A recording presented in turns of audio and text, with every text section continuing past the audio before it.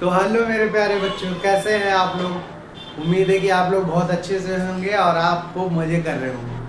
तो बच्चों, एक बार फिर से आ गया हूँ आप सभी के बीच, एक बार फिर से लेकर नए वीडियो। मेरा नाम सैयद आलम और आप सभी का स्वागत है आपके अपने चैनल मैथ्स बाय सैयद आलम पे। बच्चों, आज इस वीडियो में बात होने वाली है कक्षा 8 के एनसीईआरटी बुक के अध्याय 1 का एक्सरसाइज 1.1 के सभी क्वेश्चन हम करेंगे। और अध्याय है वो हमारा है परिमेय संख्या। तो परिमेय संख्याओं के सारे क्वेश्चन आज हल करने वाले हैं जो एक्सरसाइज 1.1 के हैं। तो ये कक्षा 8 के लिए बहुत ही अच्छी क्लास होने वाली है, क्योंकि उन्हीं के चैप्टर के बारे में ही। और यहाँ पे अब कंटिन्यू पूरा अध्याय कक्षा 8 के एनसीईआरटी बुक का पूरा पढ़ाया जाएगा। कक्षा 7 के भी और 6 के भी और 9 और 10, ये 4 क्लासेस यहाँ पे आपको वीडियो मिलेंगी। तो आपको अगर वीडियो पसंद आए तो लाइक भी करिएगा, और अगर आप चैनल पे पहली बार आते हो तो वीडियो को लाइक करके चैनल को सब्सक्राइब भी करिएगा। तो चलिए मैं आपको आज पढ़ाता हूँ एनसीईआरटी बुक का कक्षा 8 का पहला चैप्टर परिमेय संख्याएं। देखो बेटा, मेरे पास बुक नहीं है तो मैं दूसरे वाले फ़ोन में ये मैंने गूगल से बुक डाउनलोड कर लिया है। तो यहाँ से मैं इस अध्याय को लिखता रहूँगा, इस पे जो क्वेश्चन है इसको लिखता रहूँगा। अगर आपके पास बुक है तो आप बुक ओपन करके बैठ जाइए और आप ध्यानपूर्वक पढ़िएगा। देखो, पहले तो चैप्टर स्टार्ट करने से पहले आपको जो मैंने ये 4 नियम लिखे हैं, इन 4 नियमों के बारे में आपको समझना जरूरी है। इसी पे ही ये पूरा चैप्टर निर्भर है और इसी के अलावा और कोई कुछ भी नहीं आएगा। समझ रहे हो? तो देखिए, पहले तो आप हम ये समझिए कि परिमेय संख्या किसे कहते हैं। मैंने पहले ही आप लोगों को बताया था, और जो बेसिक क्लास पढ़ाया था उसमें मैंने परिमेय संख्या, अपरिमेय संख्या, सारी संख्या पढ़ रही थी। लेकिन फिर भी एक बार रिपीट कर देता हूँ। परिमेय संख्या हमारी ऐसी संख्याएं जो हमारी p/q के रूप में लिखी जाए। जो संख्या p/q के रूप में लिखी जाए, ऐसी सभी संख्या हमारी परिमेय संख्या कहलाती है। जैसे 5/2 ये भी हमारी परिमेय संख्या है, और अगर 2 लिखा है तो ये भी हमारी परिमेय संख्या है। क्यों? क्योंकि एक यहाँ पे हम लिख सकते हैं, नीचे जब कुछ नहीं तो एक लिख सकते हैं।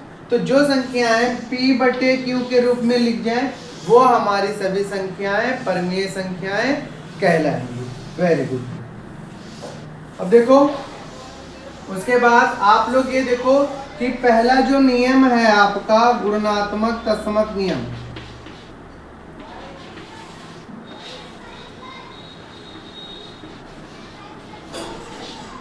ये नियम क्या कहता है?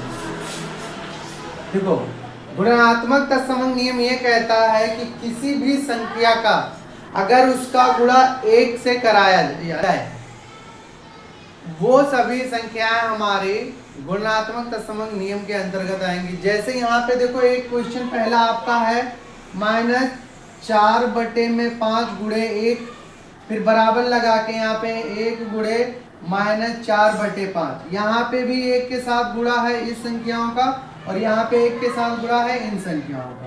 तो इनका जब आप लोग गुणा करोगे तो यही देखो, 4 का 1 से यहाँ पे कुछ नहीं तो 1 मान लो, इसका गुणा -4/5, और इधर भी आ जाएगा -4/5। यानी कि जिस संख्याओं का गुणा 1 से कराया जाए वो सभी संख्याएं गुणात्मक तत्समक नियम के अंतर्गत आएंगी। कारण निम्नलिखित प्रत्येक में गुणन के अंतर्गत उपयोग किए गए गुण का नाम लिखें। यानी कि गुण धर्म का नाम लिख रहा है। तो आपको पहले वाले में आपको क्या लिखना है? गुणात्मक तत्समक नियम। जिस संख्या का 1 से गुणा कराया गया हो वो सभी संख्याएं हमारे गुणात्मक तत्समक नियम के अंतर्गत आएंगी। ये पहले के लिए हो गया। दूसरा देखो बच्चा, यहाँ पे लिखा है 13/17 गुणे -2/7, इसके बाद में बराबर -2/7 गुणे -13/17।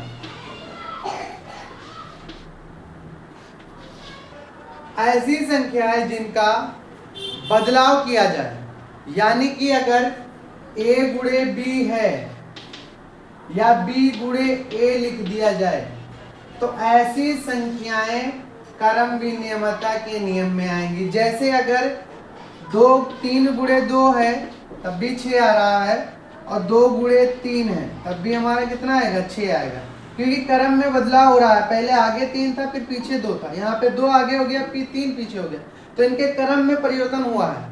तो ऐसी संख्याएं जिनके क्रम बदलाव हो, जैसे बराबर में देखो यहाँ पे लिखा है -13/17 गुणे -2/7, यहाँ पे लिखा है, अब इसको आगे कर दिया है, इसको आगे कर दिया, यहाँ पे लिख दिया 2/7 गुणे में -13/17।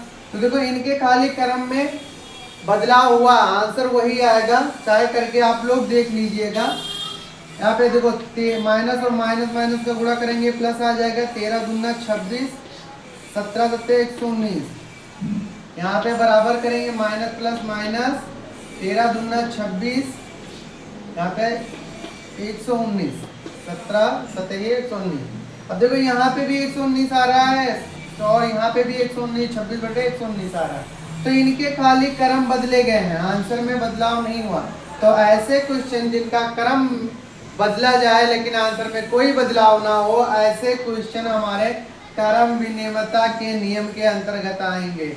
ये हमारे क्या होंगे बच्चों, इसका गुणधर्म जो हो जाएगा वो हो जाएगा क्रम विनियय, ये हमारा हो जाएगा बच्चों क्रम विनियमता के नियम के अंतर्गत। आपको खाली इसके गुण और धर्म बताना है। तो ऐसे जिनका क्रम बदला जाए लेकिन उनके आंसर में कुछ परिवर्तन ना हो, ऐसे सारे क्रम विनियमता के नियम के अंतर्गत आएंगे। तो इसको पहले वाले में हमारा गुणात्मक तत्समक नियम गुण जो गुणधर्म लग रहा है वो होगा, और दूसरे वाले में हमारा क्रम विनियमता का नियम है, क्योंकि क्रम में बदलाव हो रहा है और आंसर में कोई बदलाव नहीं हो रहा है। तीसरा वाला देखो बच्चे लिखा है -19/29 गुणे 29/-19 बराबर में लिखा है 1। यहाँ पे बच्चों ये है कि 19/29 -19/29 या 29/-19, यानी कि इसका प्रतिलोम कराया गया है, यानी कि इसका बदलाव किया गया है। ये 19/29 था, यहाँ पे 29/19 कर दिया गया है। तो यहाँ पे देखो ये 19 से ये वाला 19 कट जाएगा, ये 29 से 29 यहाँ कट गया, एक का एक, तो आंसर 1 आ गया। यानी कि ऐसे कर जिन संख्याओं का प्रतिलोम कराया गया हो, उल्टा कराया गया हो, यानी कि पहली संख्या लिखी थी -19/29, फिर लिखी थी 29/19, यानी कि इसका उल्टा करा दिया गया, आंसर 1 आ गया। तो ऐसे वाले हमारे आ जाएंगे, ये हमारे कहलाएंगे गुणात्मक प्रतिलोम, गुणात्मक प्रतिलोम। अब इसमें देखो बच्चा एक बात और है, अगर ये माइनस होता, घटता, तो ये हमारे गुणात्मक ऋणात्मक प्रतिलोम होते। क्या होते? ऋणात्मक प्रतिलोम होते। अगर ये जोड़ में होते तो ये हमारे धनात्मक प्रतिलोम होते। भाग में ऐसा नहीं होता है, क्योंकि भाग में ये वाला नियम नहीं लगता है, लेकिन इन तीनों में लगता है, गुणा और जोड़ और घटाव। तो ये ऐसे वाले ये हमारे कौन से नियम में आएंगे? गुणात्मक प्रतिलोम में, क्योंकि इनका गुणा हो रहा है। अगर यहाँ पे जोड़ और घटाव होता तो उसी के हिसाब से हमें प्रतिलोम लिखना पड़ता। तो तीसरे वाले के लिए हमारा गुणात्मक प्रतिलोम आंसर इसका आएगा, जो गुणधर्म आपको बताना है। ठीक है, तीसरा वाला इसमें पहले वाले में 3 था और दूसरे में एक क्वेश्चन है कि बताएं कौन से गुणधर्म की सहायता से आप 1/3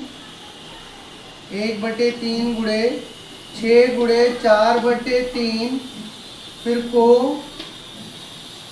1/3 गुणे 6 ब्रैकेट क्लोज, फिर यहाँ पे लिखा है गुणे 4/3 के रूप में अभिकलन करते हैं। यानी कि ये वाली संख्या देखो, पहले 1/3 गुणे 6 गुणे 4/3 को इस वाली संख्या को गुणा कराना है, और आप इसको कौन से उसमें रखोगे। तो देखो बेटा, सहचार्यता का नियम ये कहता है कि a गुणे b एक ब्रैकेट में और फिर गुणे c, फिर बराबर में a गुणे b गुणे सी एक ब्रैकेट में। तो यहाँ पे पहले ए भी एक ब्रैकेट में लिया गया था, इसमें ए को अलग छोड़ दिया गया, इन दोनों को ले लिया गया। तो ऐसे जो पहले वाले, जैसे यहाँ पे देखो ये वाले नियम ऐसे कहलाएंगे कि जो प्रतिलोम होना, देखो यहाँ पे बेटा थोड़ा खटपट की आवाज भी आती है, ये मैंने बताया था कि नीचे कबाड़ी की दुकान है, तो ये आप अगर आपको आवाज़ में कुछ दिक्कत होगी, आपको समझ में ना आए, तो मेरे को कमेंट सेक्शन में ज़रूर बताइएगा। और बेटा अगर वीडियो पसंद आए तो लाइक करते रहिएगा आप लोग, और वीडियो को ज़्यादा से ज़्यादा सपोर्ट करिए, क्योंकि मुझे बहुत सपोर्ट की ज़रूरत है। तो देखो यहाँ पे बेटा, अगर पहले ब्रैकेट में ए गुणे बी है और गुणे में सी को बाहर छोड़ दिया गया, और फिर इन दोनों को अंदर ले लिया गया, बी गुणे सी को ब्रैकेट में ले लिया गया, ए को बाहर छोड़ दिया गया, तो ऐसे वाले नियम हमारे साचार्थिया के नियम कहलाएंगे। देखो पहले यहाँ पे पहले वाले लिखे हैं 1/3, फिर गुणे 6 गुणे 3/4। अब यहाँ पे देखो इसको ये ब्रैकेट में था, और इसको यहाँ पे देखो ए को बाहर छोड़ दिए, ये बी, ये मान लो ए, ये हमारा बी, और ये वाला पोषण सी, और यहाँ पे ये हमारा ए, ये बी, और ये सी।